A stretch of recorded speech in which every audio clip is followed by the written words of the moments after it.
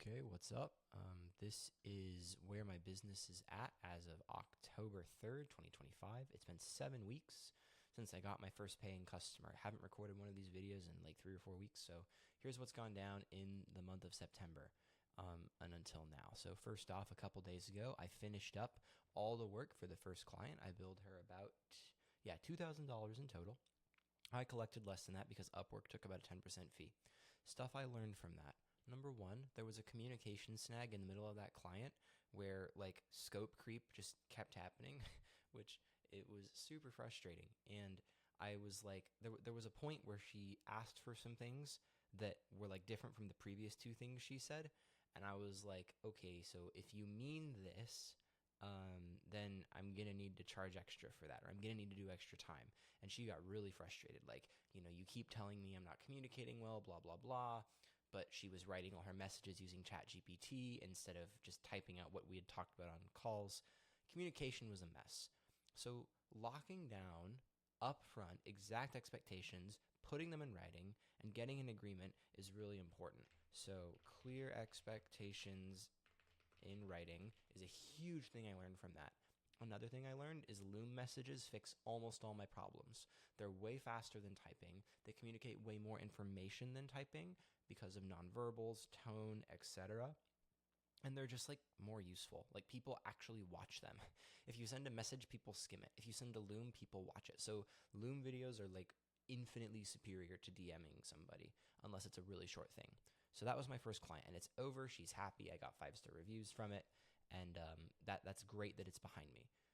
The next client that I've had, he has a community on School of non-technical consultants who he's teaching how to do AI consulting. So that guy, I did like a week of work for him for free. It was 33 hours. And I recorded videos for his community, tutorials on how to do N8N builds and automation. And his community members like totally loved it. He totally loved it. Now I'm in the community with all these people and I'm giving them tech support. I'm commenting on all the posts. I'm the guy that they're learning how to do AI builds from.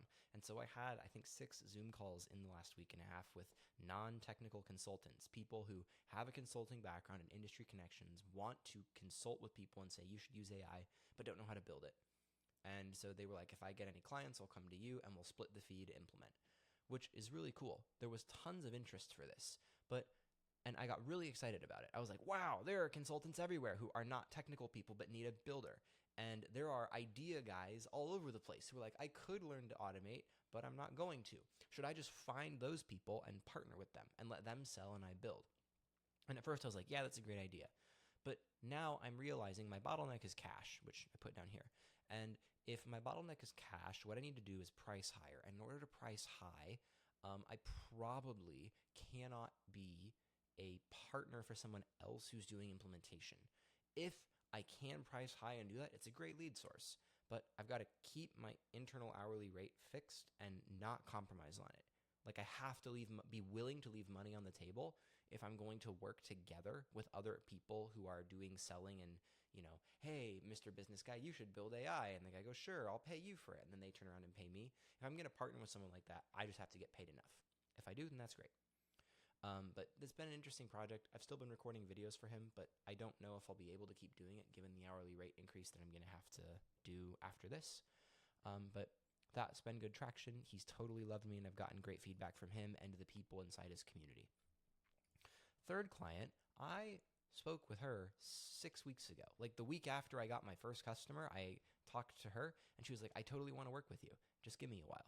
And then she got back to me last week and was like, all right, let's go. So that's really cool. I'm up to 3 clients now. I just finished work for all of them. Like I have no active project right now and everybody has loved what I've done. So that's awesome. And both of these two have more work they want to give me, which is cool. And they're good with my hourly rate so far.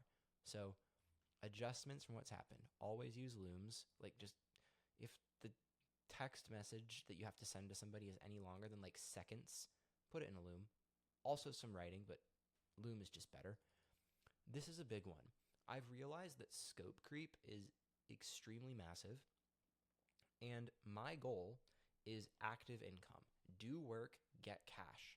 And per project pricing, puts me in a bad spot for two reasons. One, scope creep. They can ask for as many revisions as they want. They can ask for it to be as complex as they want, and I just have to like always deliver it. There's no incentive for them to not push for more. In theory, if I'm good and fast and whatever, then like I get the upside of that. The reality that I've experienced and I've noticed as I talk to other automators is that scope creep happens more and technical glitches happen more. So pricing hourly earns me more cash and promotes clients who are more disciplined about what they want from me. So I'm going to switch to hourly pricing by default for just about everything. The only exception I would make is if I can bill per a one-time fee for the project that would, in my estimation, equate to like 10x my hourly rate. I would only be able to do that if I'm building a system that gets insane value. But then I can price by value and build in like 6 times hourly rate buffer. And then reality is I probably still end up, putting some work in. But pricing hourly is just better. Pricing one-time fee per project would have to be really, really, really high. Like I would have to estimate it's way higher than the hourly rate. So that's an adjustment I'm going to make. Another big one. I need to massively under-promise on how fast I can work and then over-deliver when possible. Because one-day snags are happening all the time right now. Like I'll work on something and like just I cannot figure out the code in one thing or the syntax in one thing. And just this one tiny error holds me up for like 4 hours or something. That one error creates a cascade that I can get back on top of in about 24 hours. But if I'm promising people turnarounds in 12 to 24 hours, which I've been doing, that destroys my whole schedule. And if life comes up, that also destroys my whole schedule. So I need to do promises of turnaround time that are like 3 to 4 times longer than what I actually think it'll take.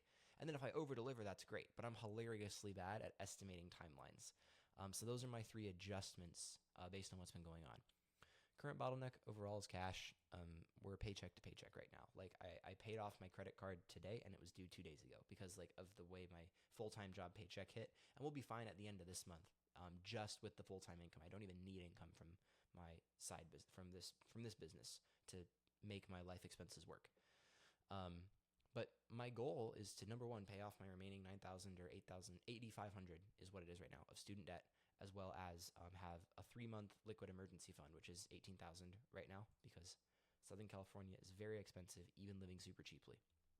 Once I have all the cash liquid, then I can choose a leveraged business model, which is, like a SaaS or a productized service or an agency that has employees in it. But I can't do anything that decouples my time from output until I have enough cash to be able to make decisions wisely. And right now I can't do that. So fastest path to cash is to trade my time for dollars. And I need to forget passive income, but I've already done that. Retainers are the interesting one that I've also had to decide to skip on recently. I now think that the retainer model is kind of the worst of both worlds. Retainers are not passive income because they're you still have to communicate, right? You still have to do things and fulfill work, and you cannot just sit back. Even if you set up your retainer extremely well, the right clients will want active work from you. But it's also not truly active. Like if you go above and beyond, you don't get rewarded for that. You just, get paid once. And so the business that I'm in, which is pure service, not productized at all, at least for right now, retainers are really dumb because they're not passive. They just kneecap my upside and like they create the wrong incentive structure for the client. If I switch to a model where I'm productizing and I'm saying I'm going to sell this one solution, then retainers make sense, but it just doesn't right now. So keep freelancing, keep trading time for dollars for whatever people want, as long as it makes me the money that I need to make. It's going to expose me to more builds, to more types of people, which will help me make an informed decision when I niche into a particular product, audience, or distribution channel. I could see myself going in a sort of SaaS direction where I make a bunch of automations and vibe code a front end for it and then charge people a monthly fee to access it. I could see myself going into like the AI consulting and implementation partner model. So audit a business, recommend solutions, build all of them, all kind of as one agency. But I would want to do it for what I would call manufacturing or industrial park businesses. So these are like the parts fabricator that doesn't have anyone on LinkedIn, but is doing 300 million a year because they're machining parts for Boeing and SpaceX. Like, those exist all over the place. I worked in commercial real estate appraisal in high school, and the amount of just random businesses in industrial parks is nuts. And all of them have mountains of busy work that some secretary or some partner is doing just because like they feel like they have to. And a bunch of those people have profit margins just laying around. They would love to throw at a kid who's able to automate things for them. So I could see this. And then there's obviously info. Like, info is the hot thing right now with AI. More people want to teach AI than want to actually do the business model. Every single business podcast guy is like, dude, the best model right now is AI agency, which they're right. Like, it's a phenomenal model. But most of the smart people who get into the AI agency space also get into the content and then info game because it's a good model, the content has substance to it, it attracts a bunch of people, and then they're like, well, for me, the right decision is to go the info direction. So maybe I go that direction, but I'm torn. I kind of want to do it. I kind of don't want to enter the info space at all. We'll see. So right now, how do I most effectively attack the cash bottleneck by trading time for dollars? I have to price really high. All the problems I've had in the last 3 weeks would be solved instantly if I was pricing hourly at a high rate. My current asking price is $97 an hour on UpWork, and I have nobody paying it right now. I have one client who will pay it, who said she'll pay it, and she is not said, she is paying it. But this is what I have to bump up to going forward. I'm sure I can get people to pay me this because I have a bunch of results and 5-star reviews stacked up now. But pricing hourly and high prevents scope creep and basically fixes all my issues of cash flow. So how do I actually do that? Well, number one, I can't keep doing anything below my current hourly rate. If I am, I have to ask that client to switch.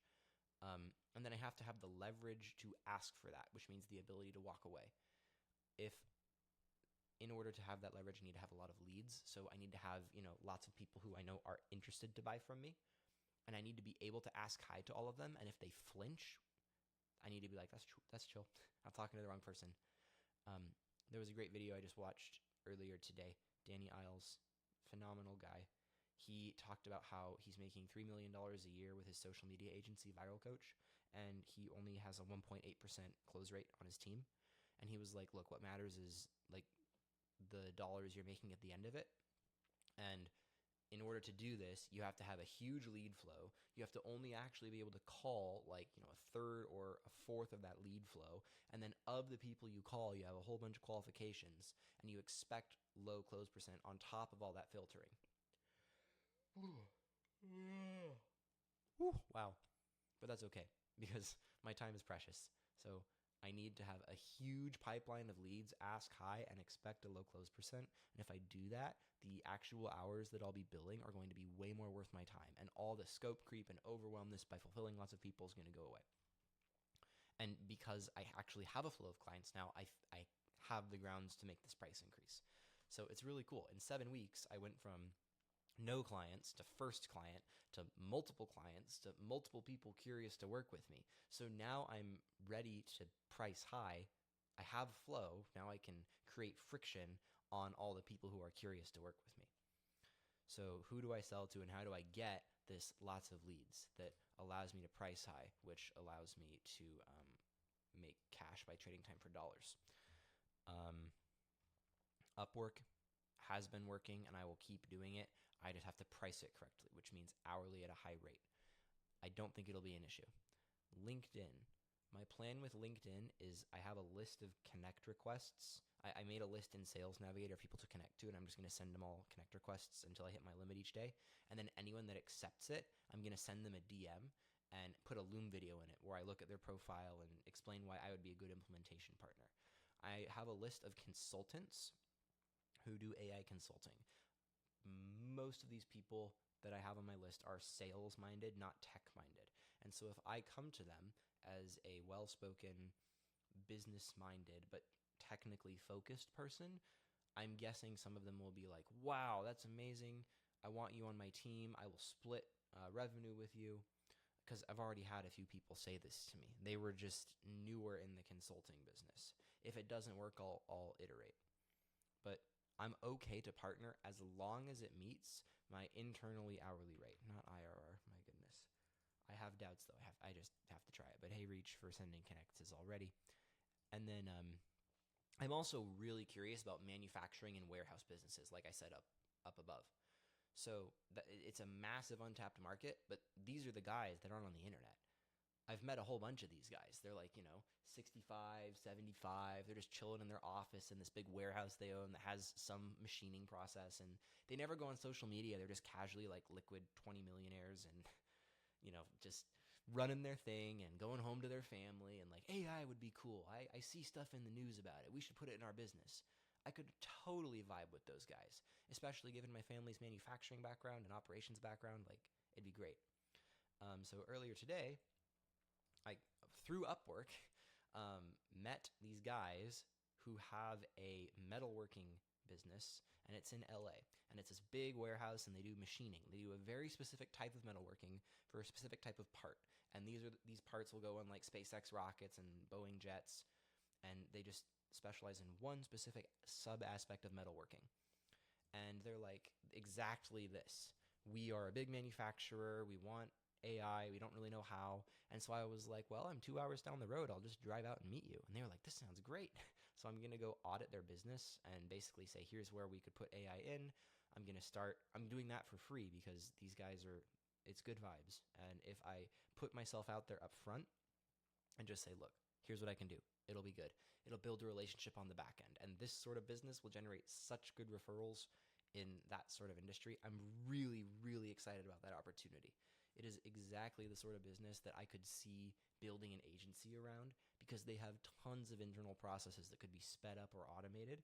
And nobody on the internet targets these people because they're really hard to target with the internet. So I'm super excited about that opportunity.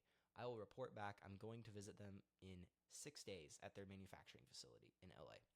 The other one, and this is nuts, okay? So right now, one of my UpWork clients has that school community of consultants, and I'm helping him run it and recording Loom videos and doing troubleshooting. And I get this email from Chris Kerner, who I love his podcast and his YouTube channel. Big influencer guy, like 1.3 million on YouTube, all this. And I get an email from him like, hey, I'm thinking about starting an AI automation community where I teach people how to run that business model. Would you be interested in joining? And I responded to the poll, yes, I would totally be interested to join. I want to see how you approach go-to-market in this because I understand technical. I need help on go-to-market. And I got another email from him, and it said, hey, you responded to my previous poll about my AI automation community. Let me pull up the email. Yeah, right here. So he's like, yeah, yo, you responded to my you responded, right? I'm about to launch a company that'll help people launch an AI business. Would you be willing to help? Part-time, full-time, it will pay well. And I was like, I already do this on UpWork, and I really want to work with Chris Kerner. So I responded to him. But he didn't get back to me that day on his email. And I was like, this is such an insane opportunity. I want to send him a couple DMs and see if I can get in front of him more directly. So I sent him an XDM, and I attached a screenshot from the school community that I'm in. Here's the DM. And I was like, hey, I already do exactly what you asked about in that email for somebody else. I'm in the school community. Here's a thread in the school community of people saying I'm awesome. And he literally, Chris, DM'd me back and goes, dude, you're hired. Is that impulsive or what? And I was just like, holy crap, what? So I haven't heard back from him. This was yesterday that he sent this. I sent him an email with a Loom video showing some of my experience and all that. But that's a massive opportunity because it'd be cash, and I'd get to know Chris, who's so good at go-to-market, who has these big platforms, and I'm sure I could absolutely knock out of the park whatever he has for me. So I'm really excited about that opportunity. So interesting stuff on the horizon. Action steps are in this order, which is not the order I've been doing it in, but it will be starting tomorrow. Every day, do UpWork applications to all saved jobs. I have my wife going through an UpWork saved search. She knows what sort of jobs I do and don't want to apply to. I think it's better than scraping for a variety of reasons. Go through all those and send Loom videos to all the good applications every single day. Lead flow is so important to price high and alleviate my bottleneck. Second, every new person that connects with me on LinkedIn, look over their profile. If they're the sort of person that I think I could help with AI automation, record a Loom video custom for them and just give them a pitch. Hey, here's what I do. Would be happy to work with you. LinkedIn content has become trash. LinkedIn DMs, tons of potential there. These two are the highest priority because pricing high with current clients and with new clients requires lead flow. And if I ever turn off the lead faucet, which is totally in my control right now, I'm completely shooting myself in the foot. That is the underlying thing that supports high pricing. And then massive quality for all my clients, over deliver, over communicate, underprice. Like for every single person right now, reputation and referrals are still just way too important. So pricing, yes, but 1,000% amazing delivery. Even if they're annoyed at me, even if they're not great, right? Like this hasn't happened much yet. But once I have lead flow, I better do a dang good job for each person, which so far I have. Nothing but 5-star reviews and all smiles. And then keep watching. Opportunities like the Chris Kerner community totally just open up. So who's the guy that wrote Dilbert? Scott Adams, I think his name is. He has this thing about affirmations where he's like, affirmations are not to hype yourself up. Affirmations about like, I am this, or I will become this, are opportunity filters for your brain, where kind of like how you can pick out your name in a crowded room. Because I'm thinking so much about building an AI automation business, I can pick out opportunities out of the internet or out of noise like this one that fit the direction I'm already going. So just keep watching. And final reminder to myself, I got to keep doing this till I hit my cash savings goals. I should not, I cannot, I must not jump ship into another agency business model, which I've thought about doing. I cannot jump ship into some sort of like leveraged business model. Like, oh, service has no leverage. You need to productize. Like, stupid. Save cash first, then do that. But as I'm doing this, as I'm just at a high hourly rate, trading time for dollars, watch for good products that I could productize and sell, either a workflow solution that would become like a SaaS or something. Watch for the best clients. What type of people do I want to work with? Where are they? How do you get in touch with them? That's outbound methods, right? Is LinkedIn DMs the way? Is content on YouTube the way? Is cold email the way? Are social ads the way? Heck, is some like more low tech method like direct mail or literal cold door to door, which I've done both of those. Would that be the way? So be watching, but do not switch yet.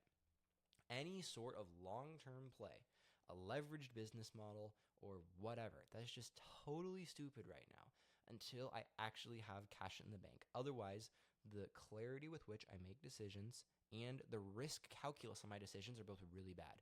Right now, every decision I make to risk cash or risk time feels like it has to work. In order to start taking bigger risks that could lose me cash and time, and in order to make decisions that could have totally zero payoff, but if it works, it starts a leveraged flywheel, I have to be debt-free and have enough money in the bank that if it all dries up for a couple months, my wife and I don't go hungry. So that means things like content on YouTube, which I really want to get into more intentionally. It kills me that this video is so low production value and I'm kind of rambling, but I'm forcing myself to do it to remind myself of this. Content is mostly a waste of time right now. I'm putting posts up on X and LinkedIn so that as I DM people, they can look at my profile and know that I'm a human who is alive and doing interesting things. But that's why it's there. The content is not meant to convert. It's meant to be a social proof if I DM people. Fulfillment must be above my cash collected for fulfillment hours goal. If it's not, I would just be shooting myself in the foot. I have to be willing to leave money on the table if it's not up to my standard. And above all, I have to do outbound. I have to nonstop be sending out messages, Loom videos in a way that doesn't scale because that's what stands out right now, so that I have the leverage to ask for high prices and fulfill well. Eventually, I will get enough cash in the bank that I can start doing more leveraged things like making content, because that eventually scales decoupled from inputs. I could do a productized business, etc. But I have to hit my cash goals first. Best way to do that is trade time for dollars. Best way to do that well is to have lots of lead sources so that I can ask high price. So yeah, that's my current business update, 7 weeks in. Having a lot of fun, and I will give you another update soon.